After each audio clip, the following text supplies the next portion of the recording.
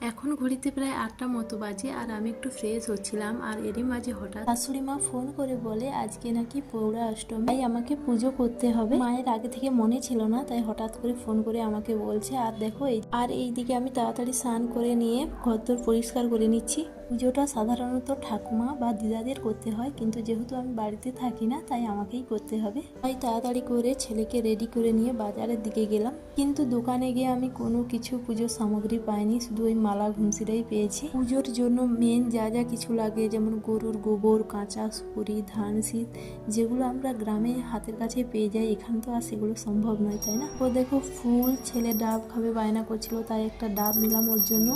তারপর বাড়িতে এসে খুব তাড়াতাড়ি করে আমি পুজোটা সেরে নিলাম। ছেলেকে স্নান টান করিয়ে নিয়েছি। তারপর দেখো ও কিন্তু এখানে চুপচাপ বসে আছে আর দেখছে। আর ও কিন্তু চন্দনের টিপ পরতে খুব ভালোবাসে, তাই আমি ওকে টিপটা লাগিয়ে দিই। আর দেখো আমি কিন্তু এর আগে কোনোদিনও এরকম পুজো করিনি, তাই ভুলভ্রান্তি হতেও পারে। আর আমার বাবার বাড়ির ওই সাইডে কিন্তু এই পুজোটা হয় না, তাই আমি ঠিকঠাক ভাবে কিছু জানি না। মা আমাকে যেভাবে ফোন করে বলে দিয়েছিল আমি সেইভাবে করার চেষ্টা করেছি মাত্র। আর তোমাদের কাদের কাদের বাড়িতে এই পৌরা পূজা বা পৌরাষ্টমী হয় অবশ্যই আমাকে কমেন্ট করে জানাবে। আর দেখো ছেলে এখানে প্রণাম করে নিয়েছে ঠাকুরকে, তাই প্রসাদ দিতে বলছে আর ওকে প্রসাদটা দিয়ে দিলাম।